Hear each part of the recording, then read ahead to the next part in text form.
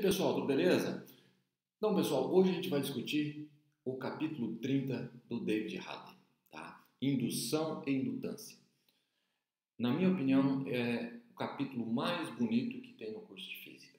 Tá? Em toda a física, esse é praticamente um dos capítulos mais bonitos que a gente pode ter. Porque a gente vai discutir aqui a indução eletromagnética. Tá? E como que a gente vai partir? Vamos partir discutindo o seguinte, ó. No capítulo passado, a gente viu que se uma espira condutora é percorrida por uma corrente elétrica I, na presença de um campo magnético B, ele sofre um torque. Tá? Então, se você tem uma espira, tá? Dentro de um campo magnético, essa espira pode sofrer um torque magnético. Tá? Agora, seria possível que uma espira sem corrente, ao girar dentro de uma região de um campo magnético, faz aparecer uma corrente I na espira? Ou seja, a gente ter torque mais campo magnético igual a corrente na espira? Então, para entender isso, a gente vai discutir a lei da indução de Faraday. Tá? Quando discutimos o capítulo passado, eu falei para vocês que foi uma surpresa para os cientistas da época descobrirem, lá por volta de 1800 e alguma coisa, quando Hans Christian Ørsted verificou que uma corrente elétrica era capaz de produzir um campo magnético. Isso surpreendeu, tá? Mas vocês podem ter certeza que mais surpresa ainda foi quando eles descobriram que a variação do campo magnético era capaz de produzir um campo elétrico e esse campo elétrico gerar uma corrente elétrica. Tá? E isso é um dos fenômenos mais importantes que a gente tem na física. Por quê? Porque toda a eletricidade que a gente utiliza hoje é gerada baseada nesse princípio, que é o seguinte, tá? Experimento da indução. Tá? Vejam aqui. Então, a situação é bem simples. Você tem uma bobina, que é um enrolado de fios, tá? Ligados aqui as duas pontas do fio no amperímetro. Tá? Se você chegar com um ímã próximo aqui dessa bobina, você não vai ter nenhuma corrente sendo indicada aqui nesse amperímetro. No entanto, pessoal, se você tem uma espira aqui e você aproxima o ímã, quando você estiver aproximando o ímã, vai surgir uma corrente elétrica na espira. E quando você estiver afastando o ímã, também vai surgir uma corrente elétrica no ímã. E quanto mais rápido você aproximar e afastar, apesar de aparecer aí um movimento um pouco pornográfico, vai surgir corrente elétrica na espira da mesma forma. Tá? Então, esse é o princípio da indução de Faraday. Por que eu falo para vocês que é um dos fenômenos mais importantes? Porque a forma com que é gerada a energia elétrica lá na usina hidrelétrica de Itaipu é muito parecido com isso. Tá? Você tem lá enrolados gigantes de fios, tá? Que são as bobinas. Você tem ímãs permanentes, que tem um campo magnético permanente. E o que faz movimentar esse ímã para gerar um campo magnético variável? O que faz movimentar isso aí, movimentar a turbina, é a água. Ou seja, aquela grande quantidade de água que tem na barreira vai passar pela turbina, vai movimentar a turbina, variar o campo magnético e esse campo magnético produzir a eletricidade que a gente tanto adora. Tá? Antigamente usava nas bicicletas os dínamos, que era um gerador pequenininho de eletricidade. Na pontinha tinha algo que girava, assim, uma parte móvel, que encostava no pneu, girava, variava o campo magnético no interior do dínamo e gerava eletricidade para o farol. Hoje a gente utiliza as baterias de lítio, que funcionam perfeitamente, duram várias horas e não precisa usar esse método. Tá? Então as baterias são um exemplo aí que não utilizam o princípio da indução de Faraday, né? Produz energia elétrica através de energia química. Tá? Que mais? A gente vai discutir que a corrente só surge quando você está aproximando ou afastando o ímã. Você poderia aproximar e afastar a bobina também. Porque desde que esteja, tá o ímã aqui, se você fizer isso aqui com a bobina, também vai funcionar do mesmo jeito, tá? Vai gerar corrente elétrica no fio. O que mais? Aí a questão do sentido. O sentido eu vou discutir depois com vocês, a questão do sentido da corrente. Outro fenômeno que pode ocorrer, a segunda experiência de Faraday, é que você pegue uma bobina que está ligada a uma bateria, tá? Então está passando corrente elétrica nessa bobina. Nós vimos no capítulo passado que toda vez que você tem uma espira ou uma bobina que tem corrente elétrica, gera campo magnético ao redor.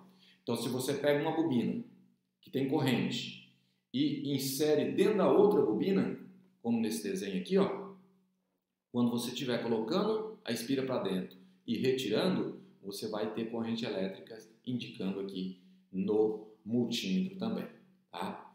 Outro exemplo clássico desse aí, para vocês dessa geração, quem assiste a série lá The Walking Dead, já deve ter visto que lá eles utilizam certas lanternas. Em alguns momentos da série dá para perceber que eles puxam uma cordinha ou eles chacoalham a lanterna para ela funcionar, tá? Porque lá eles têm um sistema naquelas lanternas para gerar corrente elétrica com o princípio de Faraday. Só que, claro que lá eles têm um pouco de exagero, porque aquelas lanternas têm mais de 10 anos na série e continuam funcionando, né? Se fosse na realidade, elas já teriam parado o funcionamento há muito tempo, né? Mesmo, outro exemplo seria as baterias dos carros, já teriam parado há muito tempo e, no entanto, eles conseguem manter o funcionamento lá na série. Alguns exageros, mas tem física envolvida lá, tá? A corrente é observada, então, apenas quando existe um movimento relativo entre as bobinas, e quanto mais rápido esse movimento, naturalmente, maior vai ser a corrente elétrica, porque maior vai ser a variação do campo magnético, tá? O que mais? Nós podemos escrever a lei de indução de Faraday da seguinte forma: uma força eletromotriz é produzida em uma espira quando o número de linhas de campo magnético através da espira varia. Então tá aqui, ó. Da mesma forma que a gente discutiu lá no capítulo de lei de Gauss, fluxo de campo elétrico, aqui a gente vai discutir fluxo de campo magnético. Se você tem uma área e nessa área está atravessando linhas de campo, você tem ali o chamado fluxo magnético. Nessa área a gente pode definir um vetor N, normal à superfície, perpendicular à superfície, ou um vetor dA, que indica aqui o vetor área, que sempre o módulo desse vetor área vai ser a área da superfície, tá? Quando está nessa posição, você vai ter o maior número de linhas atravessando essa superfície, ou seja, quando o ângulo entre dA e o B for igual a zero, tá? O fluxo magnético ele é definido pela letra φ de B, igual a integral de BdA, onde B é um vetor e o dA também é um vetor, tá? Perceba que quando a gente tem esse produto escalar, eu posso reescrever como B cosseno do ângulo entre os dois vezes o dA sem os vetores, tá? E nessa situação aqui, o ângulo é zero. Então eu tenho que o fluxo de B é simplesmente igual a B vezes A, onde o B é perpendicular à área A. Nesse caso aqui não é perpendicular. B é perpendicular porque a área está aqui, tá certo. A área está aqui e o B está perpendicular. Perfeitamente. A unidade é o Weber, que representa 1 Tesla vezes metro ao quadrado. Perfeito? E aqui mostra outros exemplos da questão do ângulo. Ó. Se você pega a superfície, aqui está o campo magnético, e você vai inclinando a superfície, ó, cada vez vai passar menos linha. Quando estiver nessa posição, não vai passar nada pela superfície. Tá? Então, nessa situação e o campo aqui, você tem que o fluxo magnético é igual a zero. Então, olha o desenho aqui. Ó. Nessa situação, reduzir um pouco. Essa situação aqui, o fluxo é máximo, que é quando a gente tem B vezes a área. E nessa situação aqui, é quando é zero. Ou seja, o cosseno do ângulo vai ser igual a zero, quando o ângulo é 90 graus. Aqui o ângulo é zero, dá 1. E aqui um ângulo entre os dois, que vai dar um valor intermediário. Tá?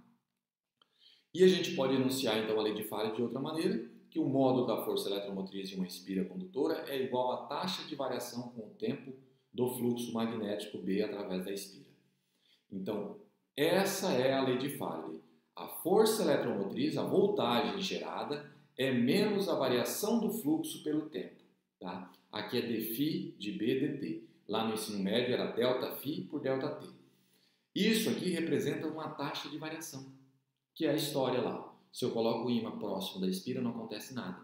Mas se eu aproximar e afastar, essas linhas de campo que vocês estão vendo aqui, ó, essas linhas vão estar variando, tá? Em intensidade.